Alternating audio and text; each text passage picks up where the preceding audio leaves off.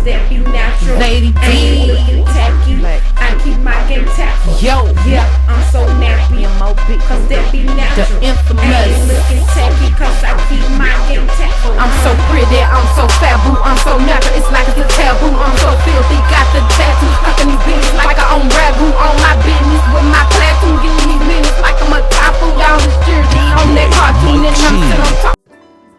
Hey guys, and welcome back to Afros and Baby Hairs, and thank you so much for joining me in the reading room. Today we'll be doing book review number 10 on A Child of a Crackhead 3. So if you're interested in my thoughts and opinions on this book, then please stay tuned. I am not and do not encourage or promote this book to anyone under the age of 18. That is not my intention or motive. This book and video is for an adult audience. I am merely sharing my opinions, my thoughts, and details on this book. So if you are under the age of 18, please get your parents' consent and or supervision before reading this book or watching this video. Otherwise, keep it moving. Now that I've gotten that out of the way, let's get into this book review.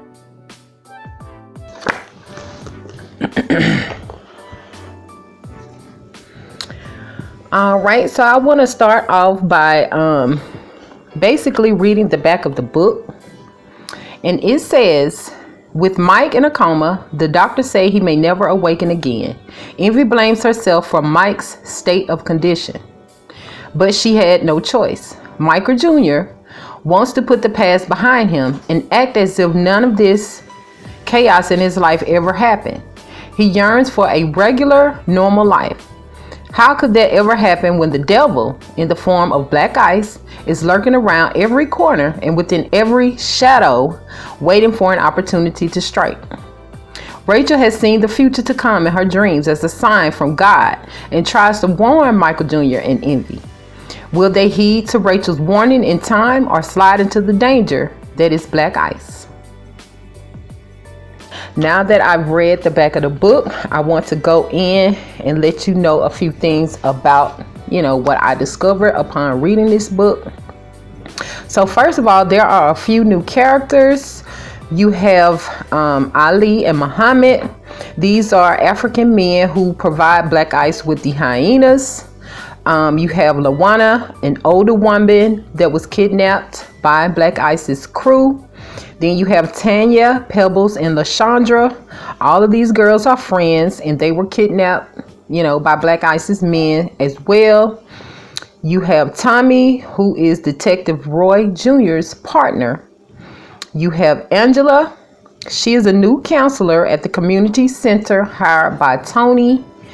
You have Chief Bill Orrell. He's a Coast Guard. He's also the husband to Melanie and the father to Christine.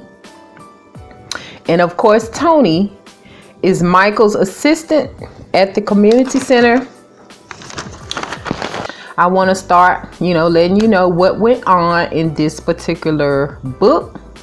So book 3 picked up right where book 2 left off. They are in Mike's room where Mike is still in a coma. Black Ice is standing over him. Now with his gun pointed at Envy and Michael and Envy have their guns pointed back at Black Ice.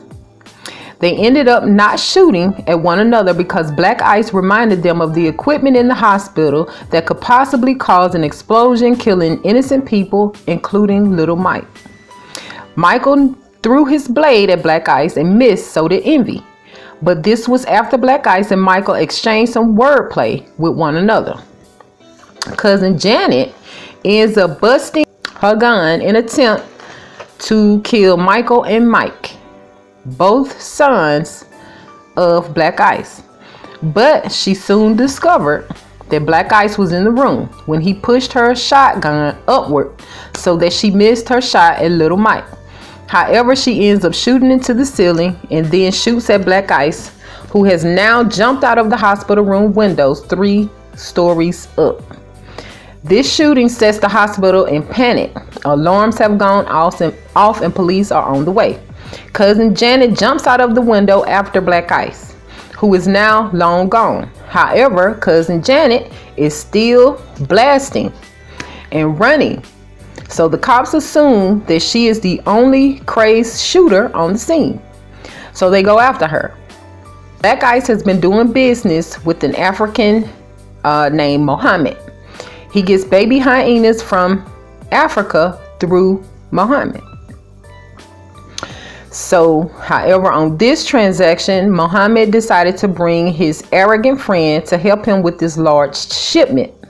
The dude seemed like he was disgusted by American men and didn't understand why Mohammed was so afraid of this Black Ice person, because they had seen and survived through some unthinkable situations in Africa. However, dude, whose name is Ali, found out quickly why Mohammed was so afraid of Black Ice, because Black Ice ended up slicing up Ali within a matter of seconds for talking so reckless to him, then fed him to the hyena that he brought with him. Black Ice kidnapped more girls in this group. Like I said, it was a group of girls who were all best friends. And then there's an older woman by the name of Lawana. And the three friends were Tanya, Pebbles, and LaShondra. They found out pretty quickly after getting there that they need to obey, because one lady in the group, because it was about 9 girls kidnapped all together. So out of these ladies, this one lady, when she woke up from, being drugged, she was screaming and trying to fight Black Ice. So he ended up feeding her to the baby hyenas. And once the babies were fed, the large hyena ate some of the babies. So he made the other girls watch this lady get eaten alive by these hyenas. And also, Lawana knew all too well where they were and what was going to happen to them. Her sister had been there before and finally was able to tell her about the experience. Anyway, Black Ice made them all smoke for 3 hours straight. Then he took Lawana and Tanya with him and left the rest of the girls to his men. Little Mike is searching for Crystal. Even though there are other children at the community center, he doesn't connect or fit in with them. He was told that Crystal and her mom were seen coming in to eat a few times, however, never staying. One day, Mike finds a box outside of the center's playground with his name on it. Turned out to be a gift from Black Ice. It was a baby hyena. Mike is keeping the hyena from Michael and Envy for now. Have been trying to convince Mike that his father, Black Ice, is a bad person because he hurts innocent people. Mike has also overheard Envy, Michael, Tiffany, and Star talking about some of the evil things Black Ice did to them. So he is just, soaking up all of this information about his dad. He's running out of room at the community center to house all of the incoming crack addicted pregnant girls. He feels like he will have to turn the recreational areas into sleeping quarters and can't expand right now because the government isn't giving him any more funding, or the private investors either. So he decides to ask Envy for some of the money she stole from Black Ice. She wasn't feeling the amount he was asking for at first, but soon Michael knew just how to get what he wanted from her.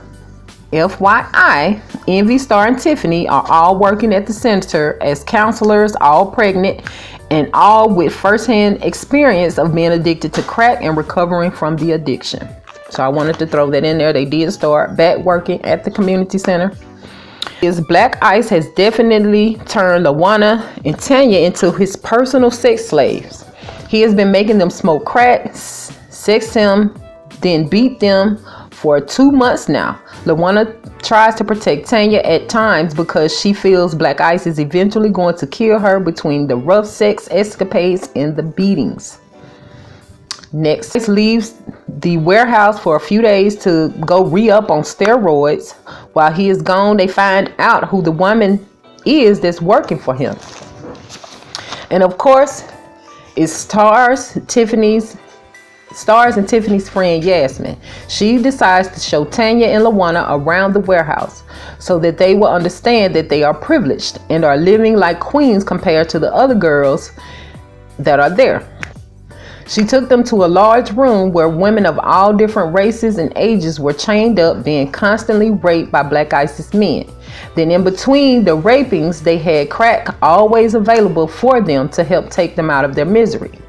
Tanya saw 3 men on her friend, LaShondra, and one of the men got off LaShondra and tried to rape Tanya before Yasmin pulled a gun on him. Now dude is there waiting to be bodied by Black Ice for accidentally touching his girl. Anyway, Tanya wanted to know where her friend Pebbles was, and Yasmin took her to see what they do with the big boned girls. The big boned girls are given steroids to make them bigger and hungrier.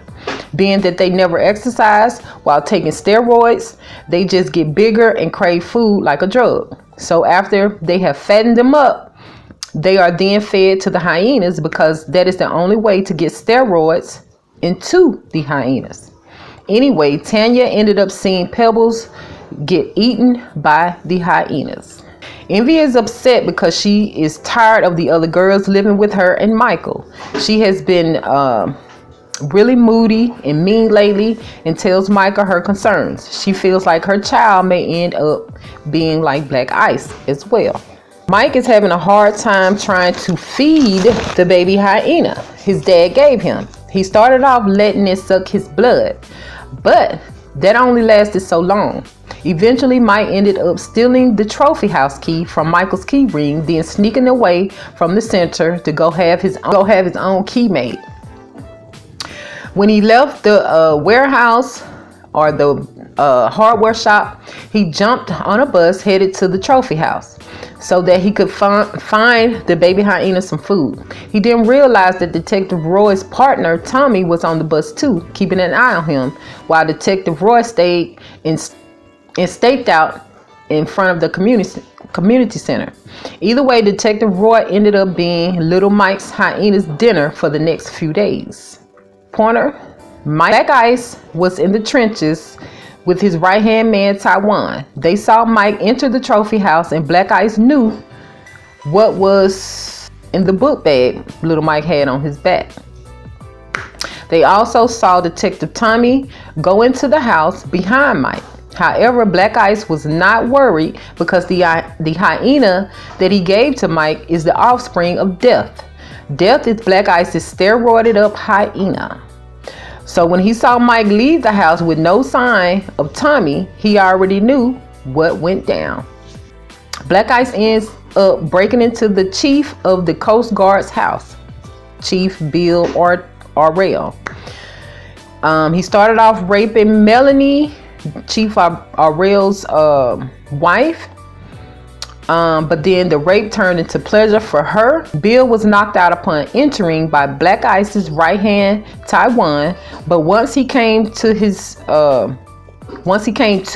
he was made to watch his wife please Black Ice. They went at it for 3 hours. Black Ice ended up kidnapping Bill's daughter to get Bill to cooperate with him while he visited an island.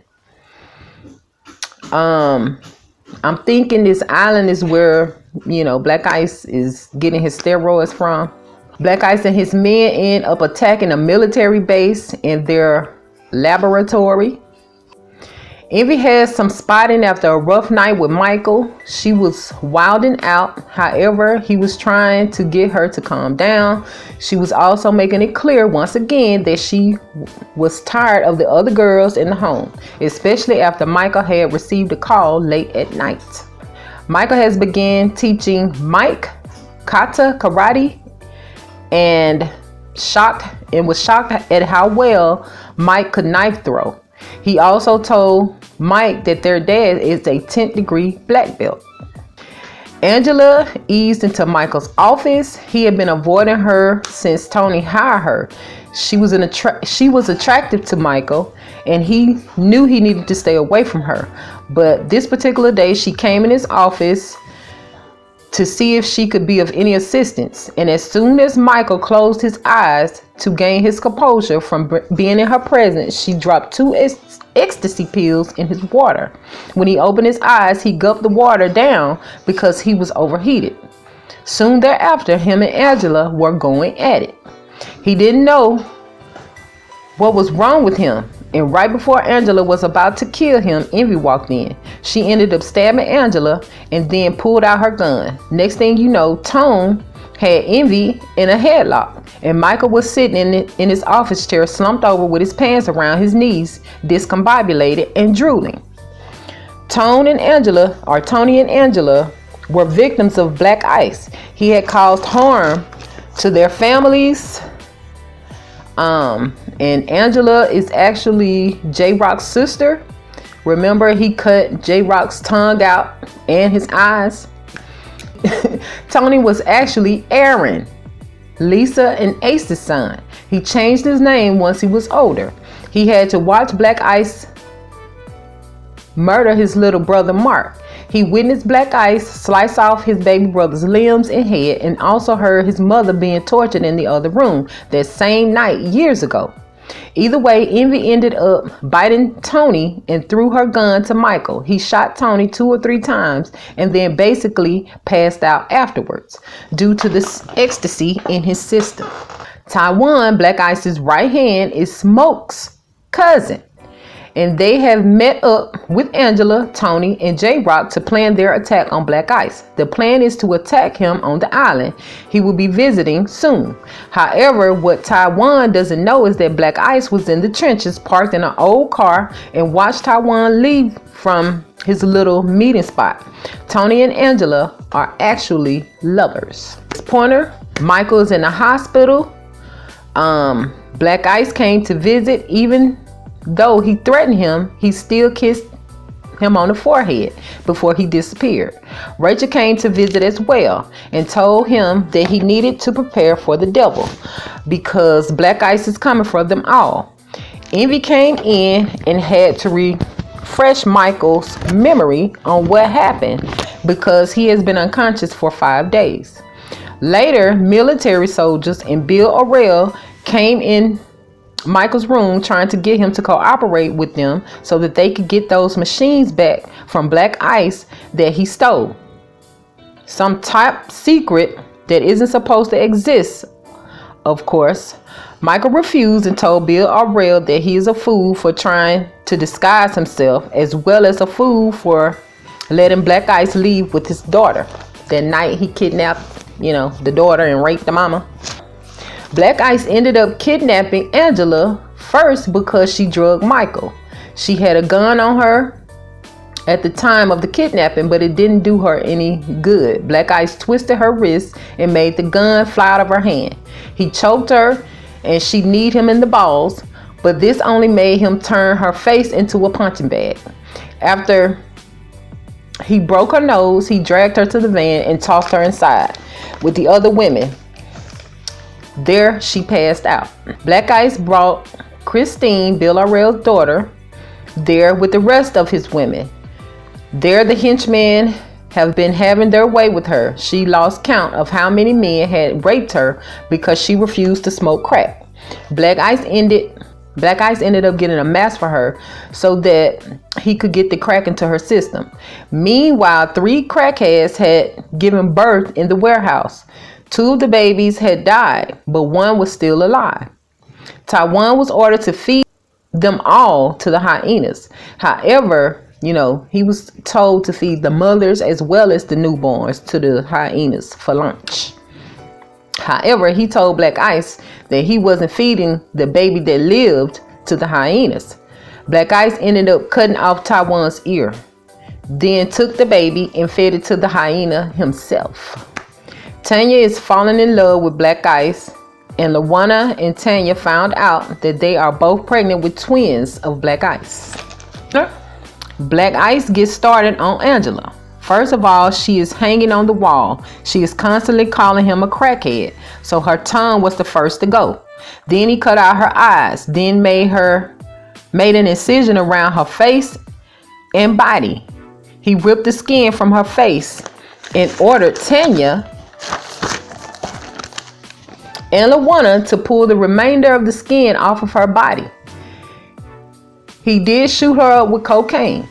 Once Taiwan came to escort Tanya and Lawana back to Black Ice's room, Black Ice rapes the skinless, eyeless, mouthless Angela and told her he was going to keep her alive to feed each of her limbs to the hyena. He also cut off the girl's lips. Envy went in labor having a son. They named him Evan. Tiffany and Star both had girls the day before. Detective Roy Jr. comes to the hospital room to ask about his missing partner and, of course, to make threats. The baby ended up having to stay for more tests, but Envy was allowed to go home. Of course, she's going shopping for the baby and for Mike. They have 2 guards with them. Yasmin and 2 of Black Ice's hitchmen end up taking Tiffany's baby, Star, and Star's baby. In the other room, Michael was with his son and was attacked by more of Black Ice's men. They really couldn't do anything with Michael. Most ended up dead. However, the dad was in the shadows and ended up gassing Michael and taking baby Evan. So, Tiffany's baby got taken, and Star, as well as Star's baby, was taken because Star would not let go of her baby.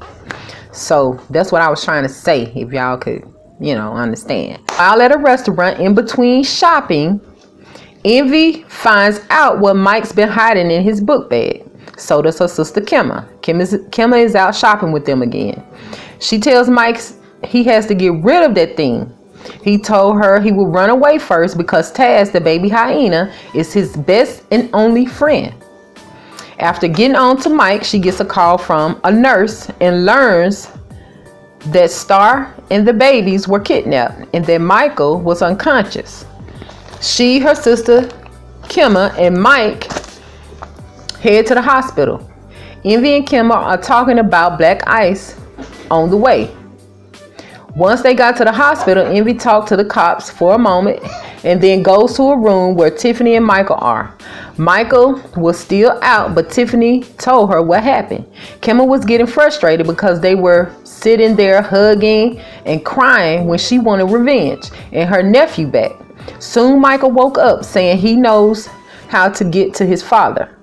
Envy runs to him, punching him in the chest and crying for letting their son be kidnapped. Later, Rachel shows up ready for war. The mother. Black Ice ended up separating Tanya and Lawana. They begged him to not separate them, but he beat them and left with Tanya. Anyway, he left with Tanya anyway, locking Lawana in the room alone, badly beaten, coughing up blood, naked and pregnant. Envy and Star are ready for war. Somehow Michael knew about Smoke and Taiwan being cousins, and about Angela being J-Rock's sister and Tony's girlfriend. So they were posted outside of the meeting spot, waiting on Taiwan to lead them to Black Ice. Michael also planned to let the military help them, since they wanted their machine back, and Mike was home with guards. So they thought. At a pier, Taiwan and his men got out of a boat a few moments later. A military boat pulled up for Michael them. Little did they know Mike and Taz were there as well in the lifeboat attached to Michael's boat. They ended up following Taiwan's boat to a small island with a big old rundown Coca-Cola factory on it. Inside the Coca-Cola factory, Yasmin and a henchman who was holding a hyena on a chain decided to torture Star. Yasmin and Star had words, and soon thereafter the hyena was eating Star's legs. Then the hyena attacked the guard because the hyena only listens to Black Ice. So the hyena and the guard were thrown into the hyena's room by the other henchmen because they couldn't get the hyena off of dude's head. Star ended up punching Yasmin in the eye for trying to rip her from her baby. She refused to let her daughter go, even with bitten off legs. Taiwan has set his cousins and the few henchmen of Black Ice that were willing to betray him up. He led them all to an island where Black Ice was waiting in the dark outside with 75 hyenas ready to attack. And they did just that. Ate all of the unloyal henchmen as well as J-Rock and Smoke. Taiwan thought that he was proving his loyalty to Black Ice, but Black Ice didn't buy it. He then disappeared. Michael then were watching from their boat. and his mom Rachel, Tiffany, Kimma, Mike, and Taz went to war in the warehouse. You will have to read the book to find out the details. It was a lot going on. However, Envy's sister, Kimma, was killed. Mike and Taz, his pet hyena, helped a lot of women escape the warehouse, including Tiffany and Star's baby. Yasmin tried to kill Tiffany and Star's baby, but luckily wasn't able to because of the bulletproof vest. Star ended up shooting Yasmin. Because of the bulletproof vest, Star ended up shooting Yasmin before she died. However, Yasmin didn't die instantly due to her being high on crack. However, because she was bleeding and in and out of consciousness, they used her as bait for the hyenas.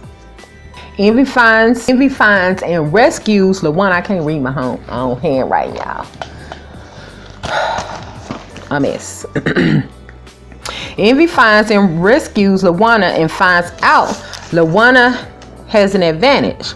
She is pregnant with Black Ice's twins. The hyenas won't attack her because they fear Black Ice as well as his seeds, and they can smell the babies inside of her. So basically, they were able to get past the hyenas. Michael and Black Ice are at it again, fighting to the death with knives and machetes. In the midst was baby Evan and little Mike, and of course Taz. Mike ended up getting his nephew, but ran into Taiwan, who was furious with Black Ice, so he was ready to take out Mike and Evan. However, he underestimated Mike. Mike sliced and diced him, then fed him to Taz. Evan wasn't harmed and was still in Mike's arms. So the little boy fought off, Taiwan with the baby in arm. But that's Black Ice's son. So Mike ended up finding Envy and giving his nephew to her. He also met LaWanna and knew that she was pregnant with his siblings. He freaked LaWanna out. Mike told Envy that Michael was fighting with their dad. So instead of them heading for the boat, they turned around to go help Michael. Along the way, two henchmen were plotting to kill Envy and LaWanna because they noticed the hyenas wasn't biting them. So they planned to kill the girls, rub their bloods all over their bodies, and steal the key to the getaway boat to free themselves. The henchmen ended up catching Envy and LaWanna's bullets to the knees and then became meals for the hyenas anyway. Next pointer, all the women, Rachel, Envy, Tiffany, and LaWanna, helped Michael and Mike take out Black Ice. They all fired their guns, blowing holes in him. Mike had hit him a few times with his knives and took out Death, the steroided hyena. Even with all the bullet holes in him, Black Ice still didn't die. However, Michael ended up slicing Black Ice's head off. Then they all got out of the warehouse before it exploded. Tiffany wanted her baby. However, her baby wasn't in the warehouse anywhere. Bill Ordell was able to rescue his daughter. She was pregnant, skinny, and had 5 STDs. They did not locate the machine they came for. Later, it was revealed that the machine Black Ice stole was a machine used to clone animals that the government had been using to feed the population. Later, we found out that the scientist Black Ice kidnapped had actually been working on cloning him, and later his clone was alive. Tanya had been watching over the scientist in his absence. They were in a new location along with Tiffany's daughter. Once Black Ice clone came out of the machine, the first place he went was to California for LaWanna. She thought he was dead and had nothing to worry about. However, going into book 4, he has come for her, and I guess he came for his twins too. So that is where that book ended. So I'm going to give you all my thoughts, and I jotted them down so I could keep track of all of this because this was a lot. So the first thing that I noticed is that this book, like I said, was a straight up whirlwind. First off, I don't think Black Ice is as heartless as they tried to say he is, because while his youngest was in the hospital, he was there to see him. There are also other times within the book where he isn't straight up the devil, and I'll mention the other parts later that I noticed that didn't seem like he was just a real heartless person. 2, Janet was looking and acting like a straight up whack job in this one. How you show up to the hospital in your church clothes with a sawed off. Secondly, how do you leave church ready to go murk people? And why the hospital, out of all places, to strike in your church clothes? So I thought that was weird. I thought it was very suspect that Tony hired a new girl when, number 1, Michael didn't ask him to hire anyone, and 2, Star, Tiffany, and Envy were all back at the center as counselors. There wasn't a need for a new counselor. So I thought that was weird when he hired her. I'm like, why is he hiring someone? They just came back. So anyway, so yeah guys, my camera actually died, so I'm just going to do a voiceover to give you the rest of my thoughts. So anyway, I actually thought it was sweet that Black Ice bought Mike the pet hyena. So this was once again one of the situations that I said it didn't seem like he was such a devil as they thought. It seemed like he did have a little bit of a heart. He actually gave his son a gift, even though it was a hyena, but still. The next thing, I thought that Crystal's mom was killed during the attack on the community center in book 2. But when Mike was asking about Crystal in this book, Michael mentioned that Crystal and her mom would come by the center to eat. So I thought she died in book 2, the mother. The next thing is I thought that Star was left behind during the escape, and only Tiffany and Envy made it out in book 2. Now in book 3, she is living with Michael, Envy, Mike, and Tiffany. I'm still wondering, when did she come? The next thing is I didn't know until book 3 that Yasmin was a Spanish girl. She didn't sound, act, or give any impression that she was Latina. And after her nationality was mentioned, she still didn't come across as a Latina to me. The next one, Tony and Angela's thirst for revenge on Black Ice was understandable, but why do people always want to take things out on the children who have no clue as to what is going on? The children didn't do the crime against you, so why not go after the one that actually did? The next thing is I knew Taiwan was up to something when he started asking so many questions. It's like, if you've been this man's lieutenant all these years, why suddenly start acting out of line or out of character? And if you're the right hand, he'll tell you everything, and you are everywhere with him. So why ask questions looking suspect? So the next thing is Black Ice was wrong for snatching up 1 and 2 day old babies. That is insane. However, snatching up Michael's son was a prime opportunity for Black Ice to take Michael out. However, Black Ice did not. And this was another example of him not being as heartless as people said. Because he could have took Michael out that same day that he snatched up his his grandson. Anyway, next thing is also the fact that he snatched up Angela on behalf of his son. And oh my God, the things he did to that girl for drugging Michael. Sad for her, but it shows that he does love his children once again. However, I am curious to know what is he going to do to Janet for trying to shoot little Mike and Michael. The next thing is I would like to see this in a movie on the big screen, because I would love to see how Black Ice took on the military men at the base trying to get to those steroids, and them snatching up the machines out of that joint. Then all of the hyenas he had obeying him, that's unreal. But the warehouse and all of that explicitness, going on up in there, that isn't fit for the big screen. All of the kidnapping and rape of girls and women from 13 to 60 is crazy. That is not cool. Then drugging them and raping them for months just to get them all pregnant is absolutely insane.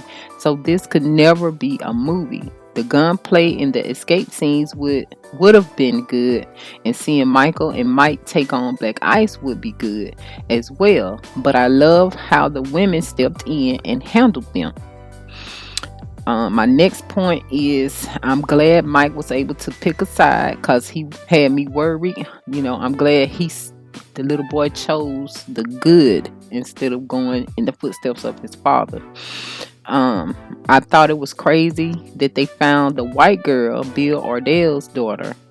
However, they took her to the hospital, found out she was pregnant and had 5 STDs. I'm like, all of the girls had been raped by all these men, like Star and Yasmin, and they ended up not having any STDs. Nothing about STDs were mentioned, but the white girl had 5. I was thinking she probably came there with the 5 STDs. But anywho, this is just my opinion. I give this book or this series a 3 out of 5 because I really can't support the fact that women are the target here, from the young to the old, and no matter the race. It's like a war against women and on women. The kidnapping, sex trafficking, human trafficking, force feeding them crack, raping them for months, chaining them up and getting them all pregnant is insane. So I can't support that at all. And that's what makes this series a hard read for me. There is no respect for the women whatsoever in this book except by one man, and that was Michael, and one boy, Mike. So those are my feelings. You will have to read the book to get all the details and all the events that took place. It was a lot, so I will be here all day. But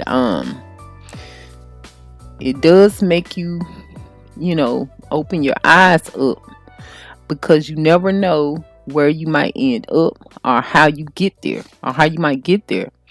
You can't really turn your nose up at people for all these different reasons, because everyone's situation is a possibility for whatever it be, a crackhead or a billionaire. You just never know. The women that they were, kidnapping and raping in this book and getting them hooked on crack came from all walks of life, but they all ended up in the same space, state, and environment. So that's why I say you really can't turn your nose up at people, because you never know what tomorrow may bring, the next minute may bring. You could be in the wrong place at the wrong time and get scooped up and end up in these situations. Now, some of these ladies were doctors, lawyers, and they still ended up crackheads. And once they were let free, they're on the street pregnant looking for crack. So this is just an eye opener to me that anyone's situation can be your possibility. So yeah, guys, that is it for my thoughts and opinions on this book. I do want to thank you all for sticking around and listening to see what this book was about. I know this video is pretty long, so I really appreciate your time and energy. I hope to see you guys on my next book review in the reading room. Peace and love, and as always, be blissful. DJ Mike C on the track. Cause that be natural. Lady D. Ain't looking tacky. I keep my game tactful. Yo, Yeah, I'm so nappy.